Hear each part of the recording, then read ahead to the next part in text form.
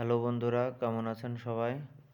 আসলে মিস্ত্রিরা যখন বিম বা কলমের স্টিরাপ বা রিং তৈরি করে, তখন ফিল্ডে যেয়ে প্র্যাকটিক্যালে চেক করে দেখতে হয় যে আসলে মেজারমেন্ট ঠিক আছে কিনা। আর তারা যে তৈরি করছে ডায়াগোনাল প্লাস মেজারমেন্ট হুক, এগুলোর মাপ ঠিক আছে কিনা অবশ্যই ফিল্ডে এগুলো চেক করতে হবে।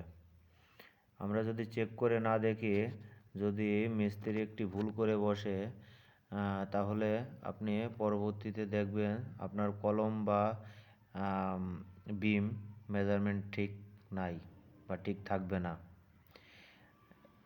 দেখুন, এখানে মেজারমেন্টগুলো চেক করে দেখা হচ্ছে 670 থাকার কথা, 670 আছে, এবং এদিকে 270 থাকার কথা, এদিকেও 270 থাকার কথা, এটাও ঠিক আছে, এবং হুক 75 থাকার কথা। ঠিক আছে, এখানে হুকটা এরকম বাঁকা করে দিতে হবে, অবশ্যই দেখতে হবে হুকটা যেন বাঁকা থাকে। ধন্যবাদ সবাইকে।